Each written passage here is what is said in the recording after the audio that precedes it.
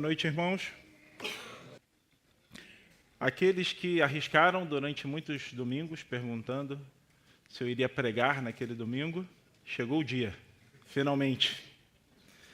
Abra sua Bíblia na segunda carta de Paulo a Timóteo, capítulo 1. Eu já digo os versos que nos dedicaremos nesta noite. Segunda carta de Paulo a Timóteo, capítulo 1. Enquanto vocês abrem, eu queria ler um pequeno texto para vocês que diz assim. É um texto de uma obra chamada Qual é a Tua Obra?, escrita por Mário Sérgio Cortella, um filósofo brasileiro. E na orelha do livro ele escreve o seguinte: o que você sente ao ouvir essa pergunta, a pergunta do título, apresentada aqui intencionalmente com a força quase metafísica de uma convocação, da palavra que questiona e reconduz ao núcleo da existência? Você se sente confortável e satisfeito quando pensa na sua obra? Ou se sente inquieto e um tanto quanto desconfortável? Qual é a tua obra? Essa é uma pergunta que talvez já tenha deixado você incomodado em algum momento. Talvez você esteja ouvindo essa pergunta pela primeira vez hoje. Ela deve te levar a pensar qual é a marca que você vai deixar. Qual o legado que você vai deixar? Como você será lembrado no futuro?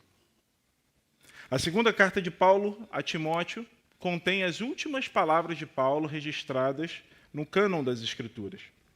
Ele está preso em Roma, de onde ele não tem mais esperança de ser libertado, e ele olha para frente, para as futuras gerações de crentes, e se preocupa em encarregar Timóteo, seu amado filho, de preservar o depósito da palavra, como está no capítulo 1, verso 14.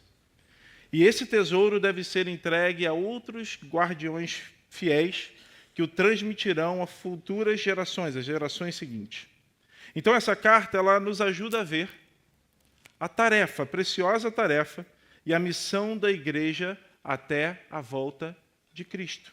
E essa é uma missão que cabe a nós hoje também.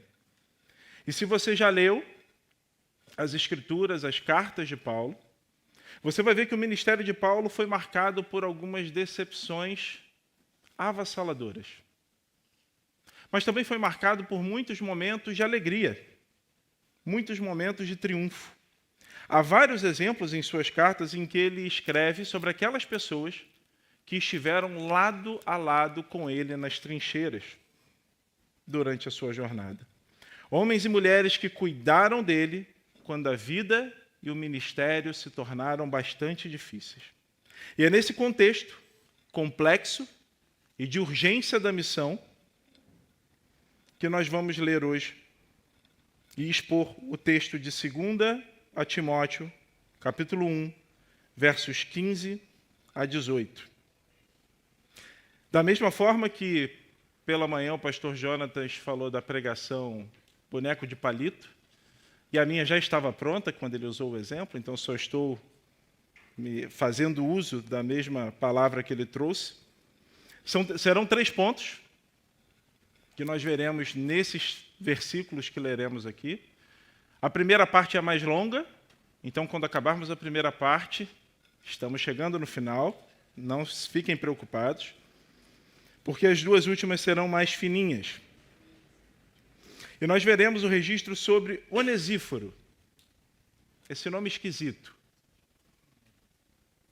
que a minha filha hoje de manhã disse, o quê? Ovíparo? Não, filha, Onesíforo, e ela está ali rindo. E nós veremos 3 pontos, como eu disse. Obrigado, meu querido. Nós veremos 3 pontos. Lealdade, revigorar, diligência. Então nós vamos olhar para o texto e veremos através do testemunho de Paulo esses 3 pontos na vida de Onesíforo.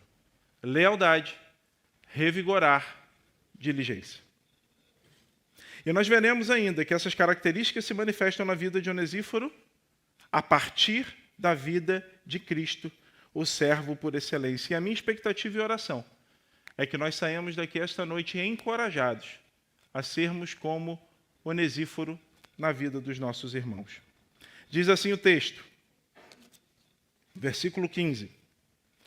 Você já deve estar ciente de que todos os da província da Ásia me abandonaram. Entre eles estão Fígelo e Hermógenes. Que o Senhor conceda misericórdia à casa de Onesíforo, porque muitas vezes me deu ânimo e nunca se envergonhou das minhas algemas. Pelo contrário, quando chegou a Roma, me procurou com persistência até me encontrar. O Senhor lhe conceda que naquele dia ache misericórdia da parte do Senhor. Você sabe, melhor do que eu, quantos serviços ele me prestou em Éfeso. Assim diz a palavra do Senhor. Você já experimentou fazer essa oração?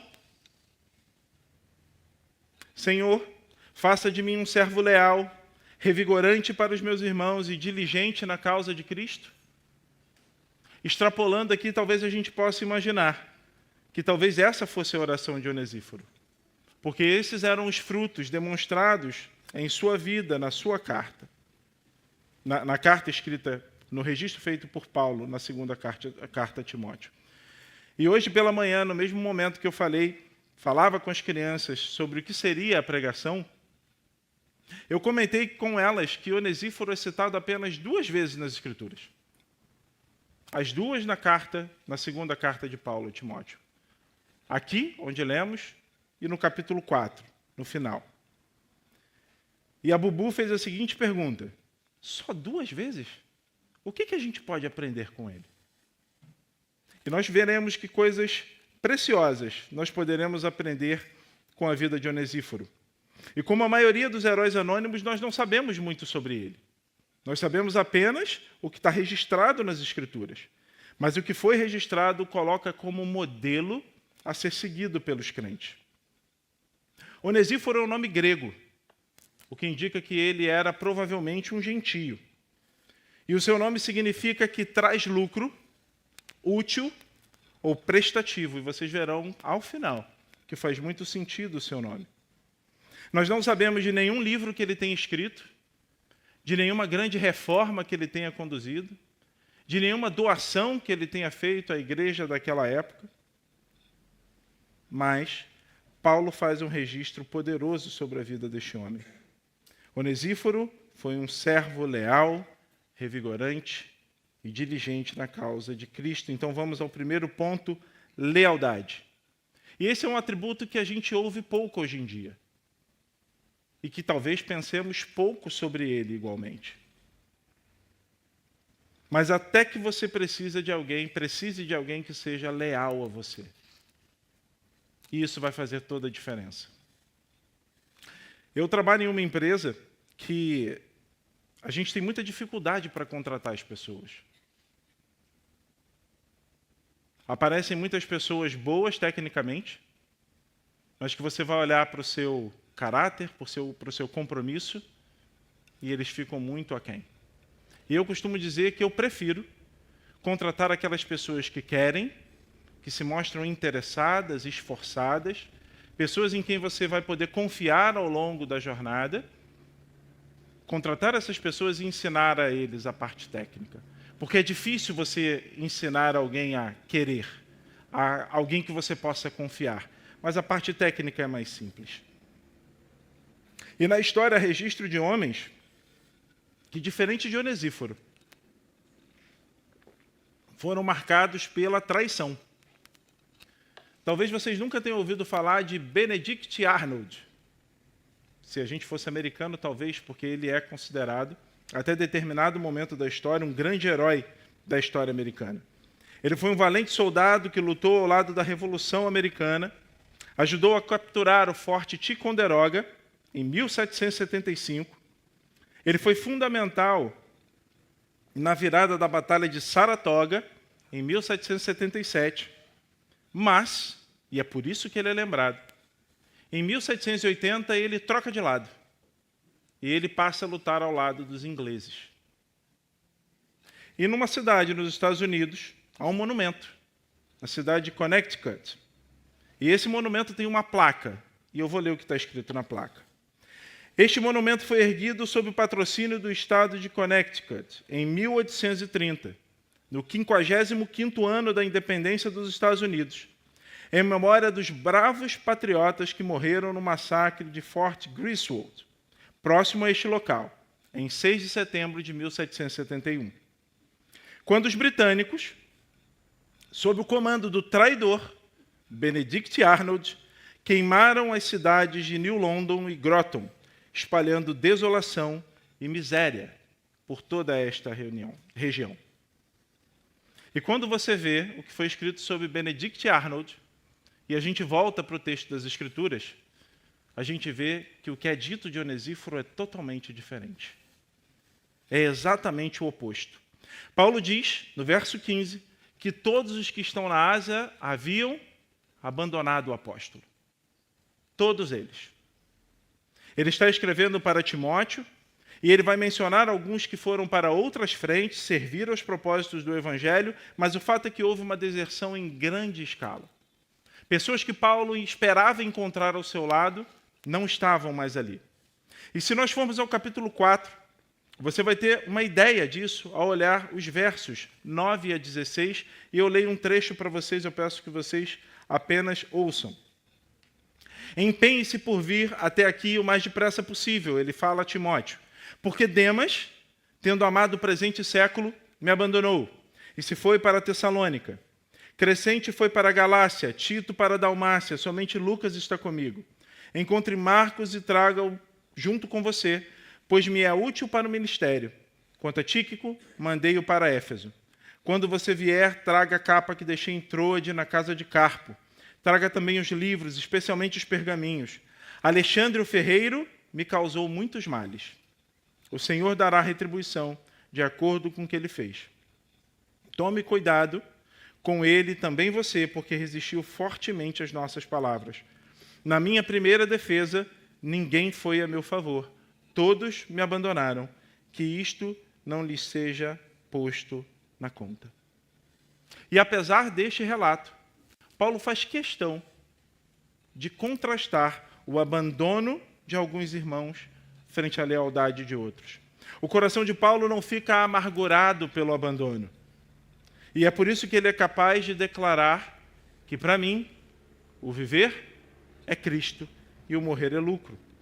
Paulo está escrevendo esta carta perto do fim da sua vida e ele se relembra desse fato do passado. Quando eu mais precisava de pessoas ao meu lado.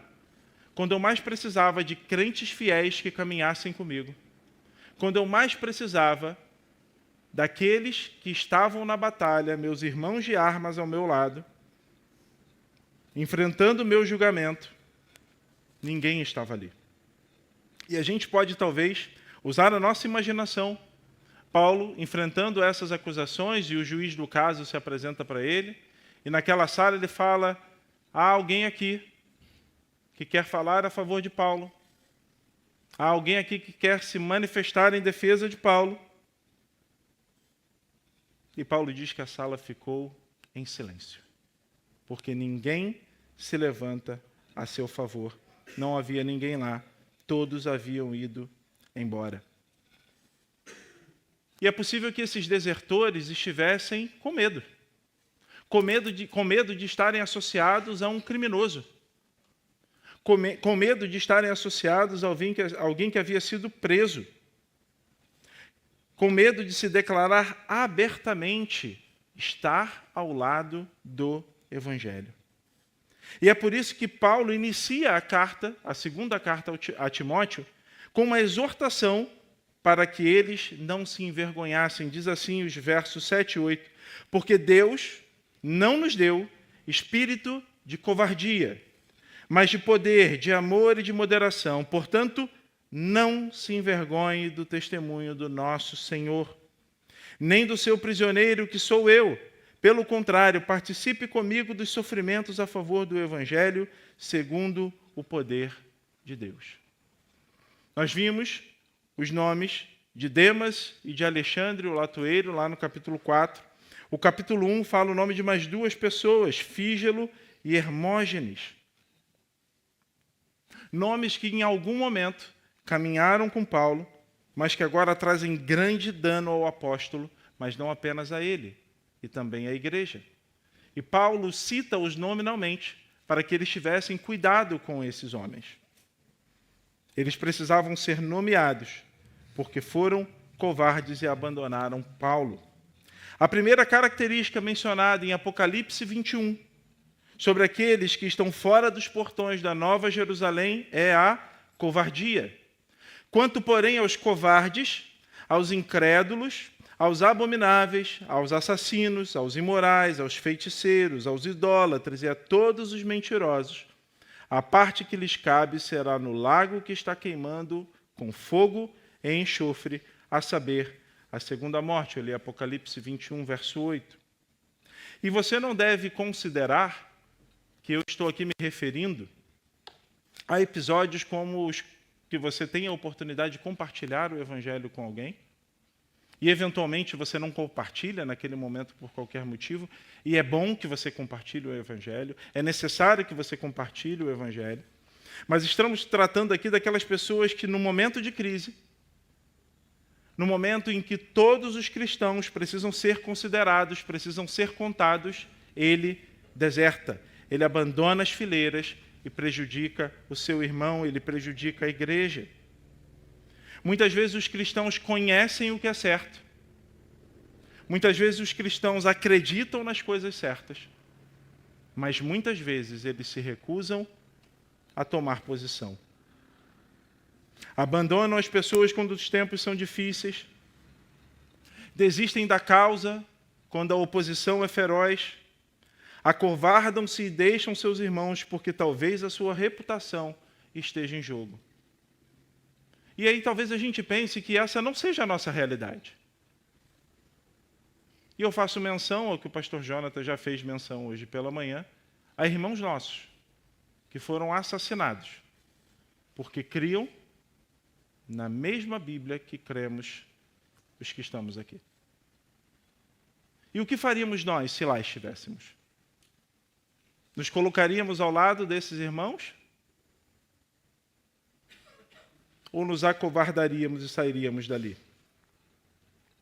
Considerando todo o contexto de Paulo, um contexto que não é simples, um contexto de prisão, de perseguição, de acusação de crimes, você faz uma pequena ideia do porquê ele é tão grato a Onesíforo.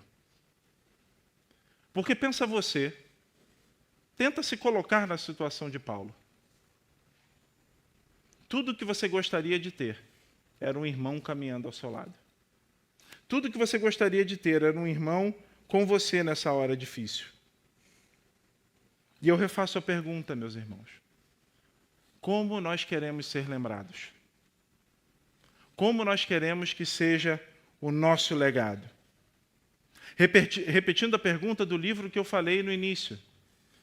Qual é a tua obra? O verso 16 de 2 Timóteo, capítulo 1, diz assim, que o Senhor conceda misericórdia à casa de Onesíforo, porque muitas vezes me deu ânimo e nunca se envergonhou das minhas algemas. Se Paulo vivesse hoje, ele talvez recebesse muitos rótulos. Alguns que eu dou exemplo. O controverso apóstolo Paulo. O homem de Tarso tem sido perseguido por acusações desde o início. Cuidado com ele. Este homem tem sido acusado de forma crível de vários pecados e escândalos. Muitos judeus o consideravam inimigo do templo. Paulo desprezava suas tradições.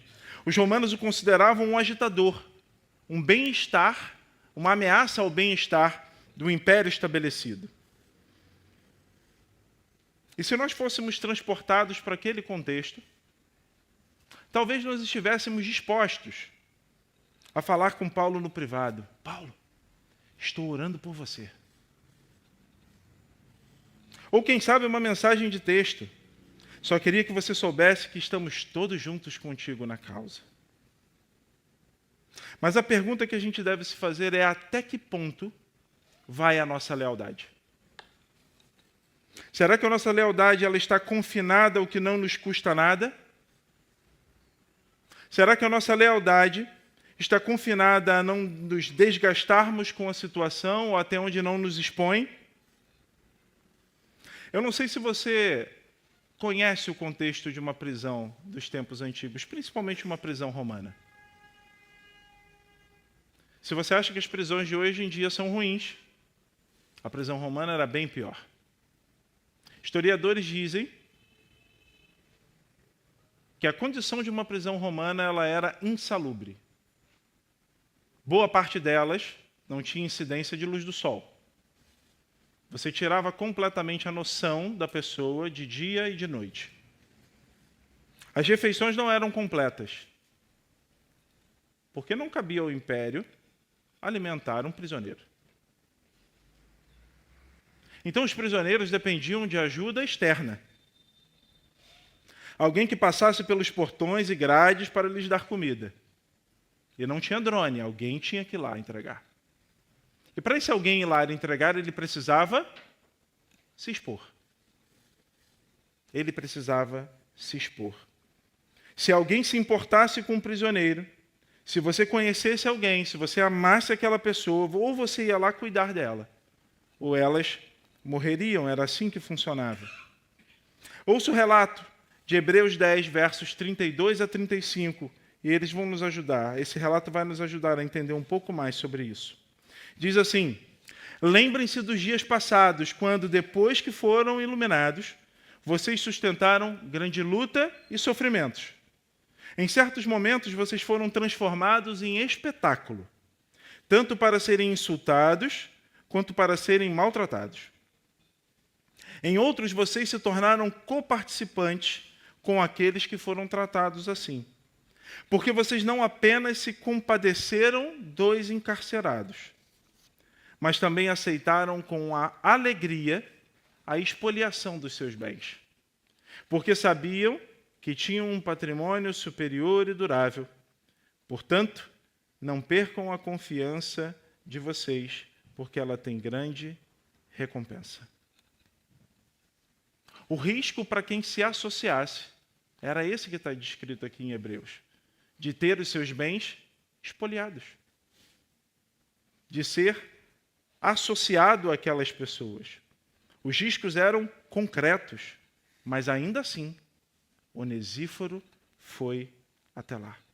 Onesíforo arriscou a sua própria vida para caminhar com Paulo naquele momento difícil. Onesíforo era um amigo leal, mesmo quando outros difamavam, esqueciam e abandonavam o apóstolo. Você é leal aos seus irmãos e irmãs? Mesmo quando isso exige algo de você? Você é leal aos seus irmãos e irmãs da mesma forma que Onesíforo foi leal a Paulo? E não confunda lealdade com ingenuidade, com aceitar tudo o que o seu irmão faz, como se tudo o que ele fizesse fosse certo. Na verdade, ser leal exigirá de você, muitas vezes, exortar o seu irmão, admoestar o seu irmão, corrigir o seu irmão. Nisso se manifestará também a sua lealdade. Mas você está disposto a fazer isso publicamente? Ou você prefere agir nas sombras, permanecer em silêncio? Você seria capaz de entregar uma refeição na prisão se isso significasse que os seus bens pudessem ser espoliados, retirados de você, saqueados naquela noite? Todos nós queremos e oramos e pedimos ao Senhor por amigos como Onesíforo, por irmãos como Onesíforo. E precisamos orar também para que nós sejamos como Onesíforo para os nossos irmãos. Irmãos leais que sempre aparecem. E eu posso imaginar qual seja a alegria dos pastores dessa igreja, quando ao chegar a um funeral ou no quarto de alguém enfermo, eles olham e encontram ali vários crentes fiéis, que representam a igreja, irmãos de armas na batalha do Evangelho, fazendo o que precisa ser feito. Irmãos que nas horas duras certamente se apresentarão na causa do Evangelho. E acabamos a nossa cabeça. A lealdade já foi. Partimos agora para os palitinhos. Revigorante. Onésimo era leal, mas ele também revigorou o apóstolo Paulo. E não considere aqui, o texto fala em animar, não considere aqui animar como colocar para cima, como fazer uma festa. Não.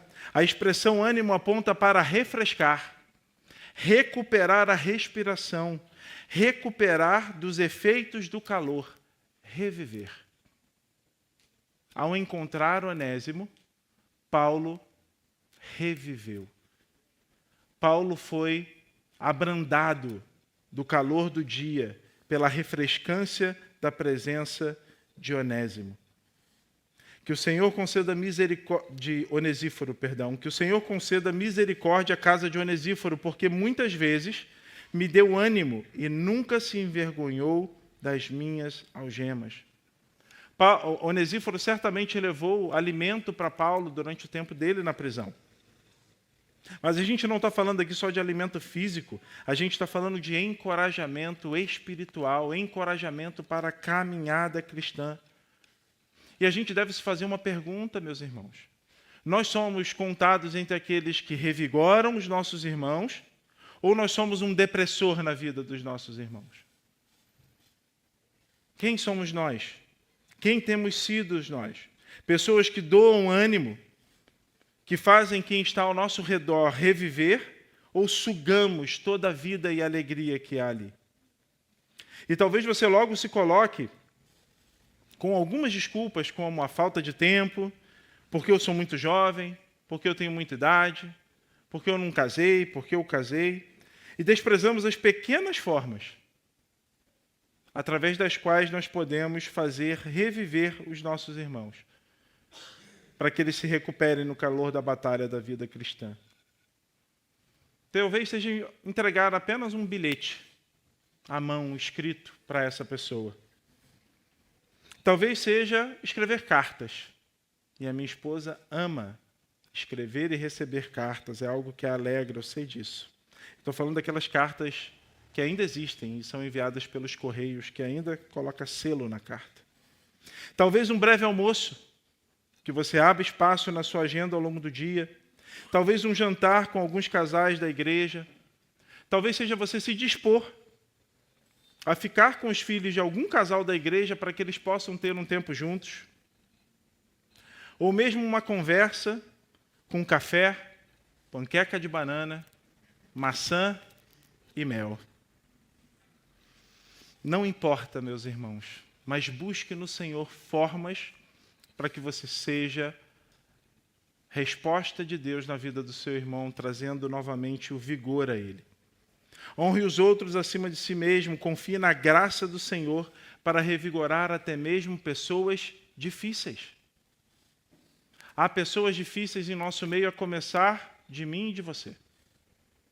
As pessoas difíceis precisam ser revigoradas na caminhada cristã. Você precisa viver uma vida que seja contagiante, de esperança na ressurreição e volta de Cristo.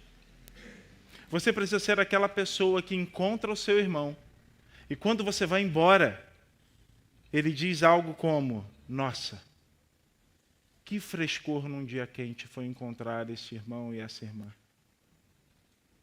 A terceira expressão, diligência.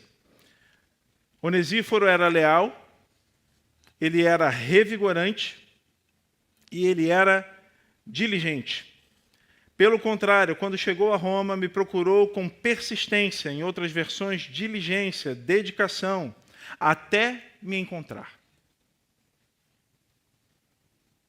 Hoje parece que encontrar alguns endereços ou alguns locais seja algo muito simples, não? Você bota no Google, ele vai te levar, vai te dar o caminho mais curto e tudo mais. Naquela época não era assim. Para você encontrar alguém, exigia esforço, exigia uma procura ativa para encontrar aquela pessoa. E diligência, quem tem filhos pequenos sabe que diligência talvez não seja a característica mais evidente nos seus filhos.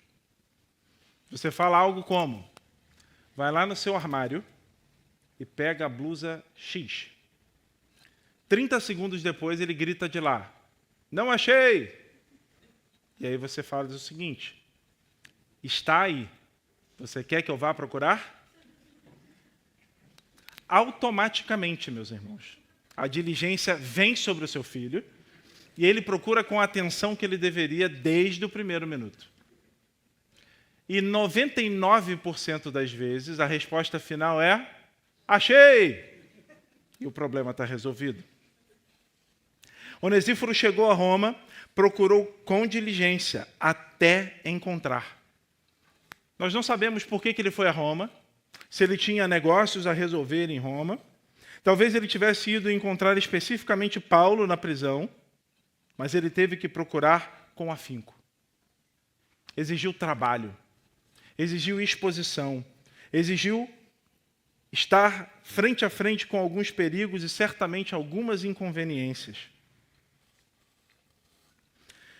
É certo que nós não podemos fazer tudo para todo mundo. Não dá para estar em todos os lugares ao mesmo tempo. Não dá para encorajar todo mundo. Mas a pergunta é: e com aqueles que estão ao seu redor? Na sua zona de influência?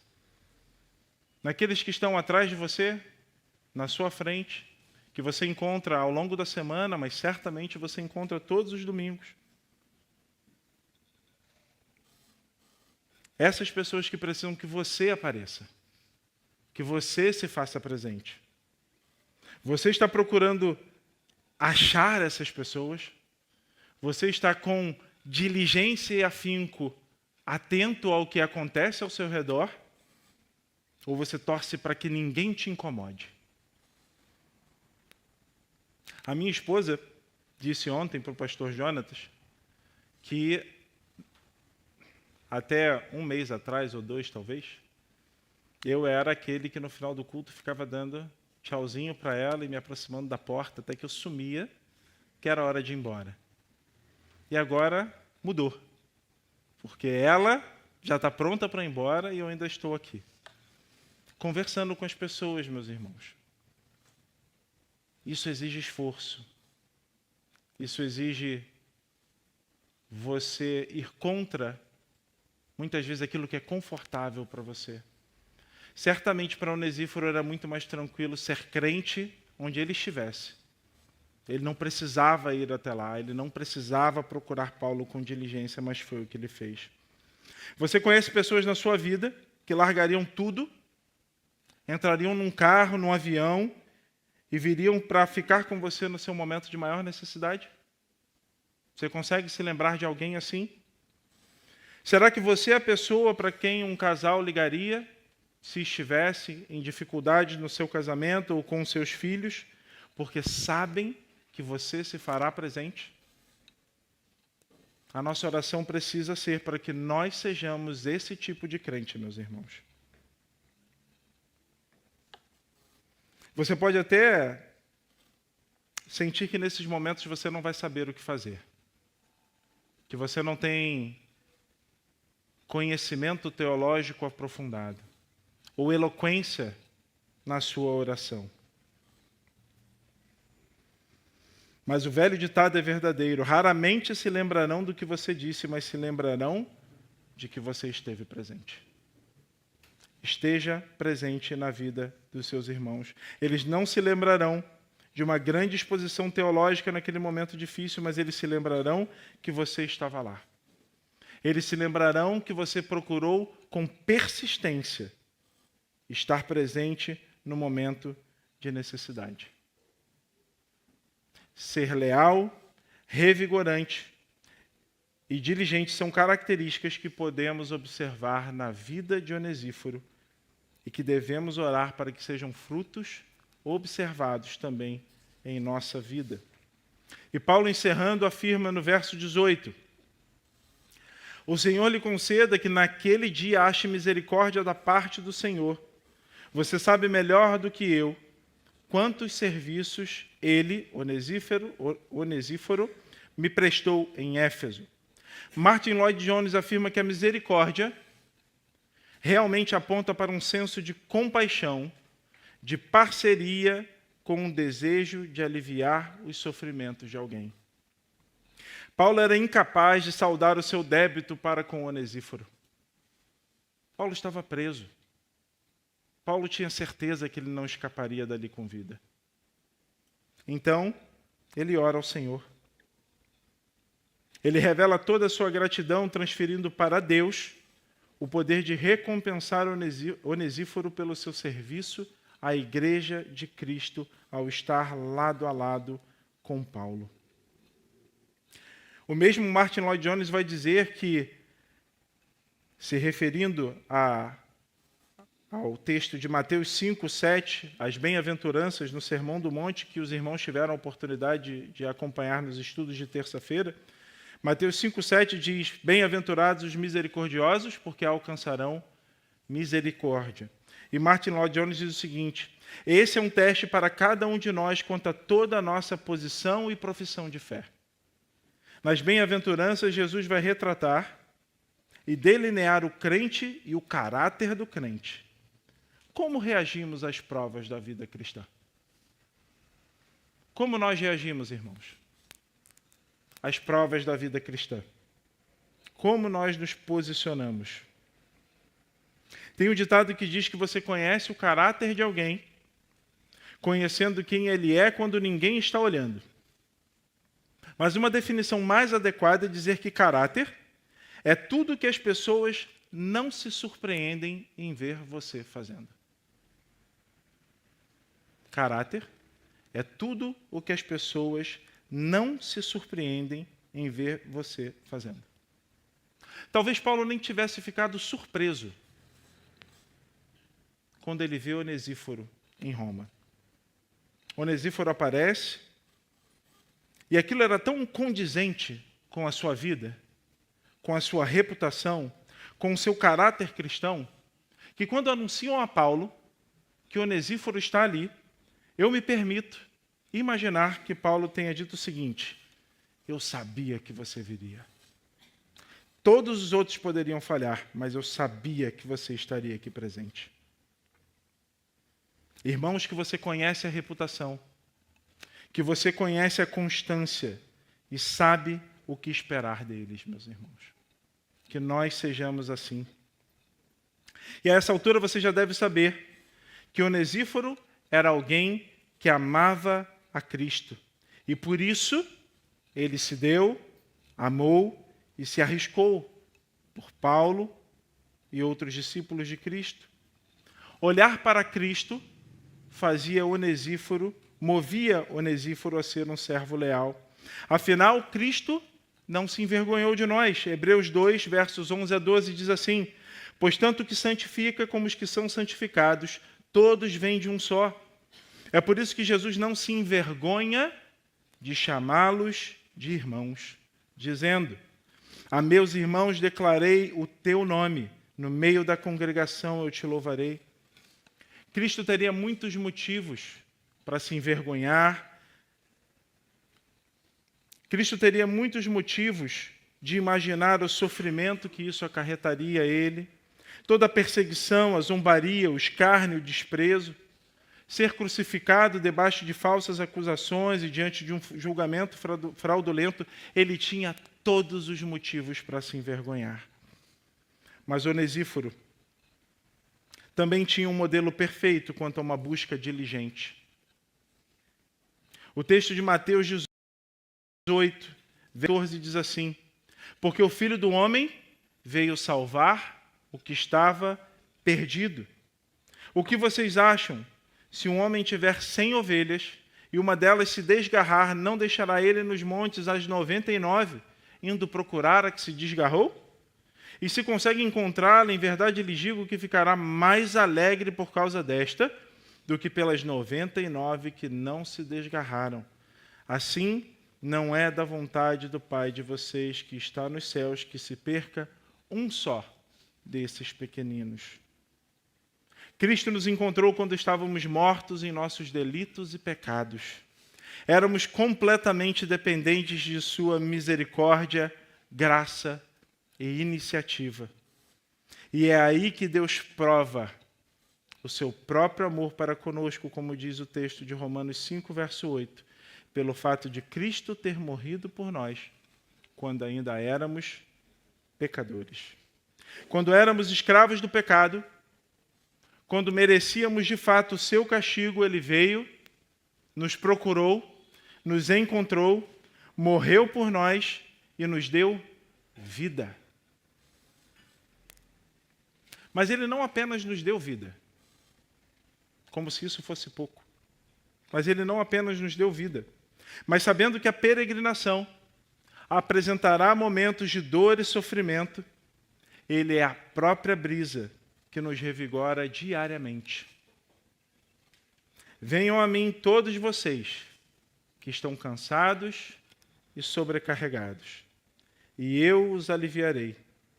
Tomem sobre vocês o meu jugo e aprendam de mim, porque sou manso e humilde de coração, e vocês acharão descanso para a sua alma. Porque o meu jugo é suave e o meu fardo é leve. Eu li o texto de Mateus 11, versos 28 a 30. E eu encerro essa pregação com uma única aplicação, que vocês já devem desconfiar, é inclusive o título dessa mensagem, e é uma pergunta, como algumas das aplicações que o pastor Jonatas trouxe hoje pela manhã. Qual é a tua obra, meu irmão? Qual é a tua obra, minha irmã? Qual é a tua obra? Que ela seja o desejo de imitar a Cristo, que é o servo leal, que nos revigora e é diligente em nos procurar. Ele é o modelo para Onesíforo. Ele também é um modelo para mim e para você. Que o Senhor nos abençoe. Vamos orar.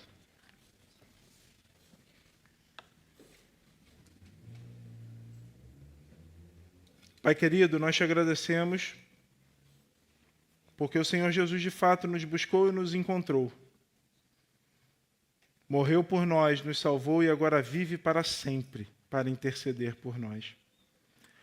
Oramos para que possamos chegar a Ele, para que nesta semana nos tornes mais semelhantes a Cristo, servos leais que revigoram uns aos outros e que são diligentes nessa tarefa.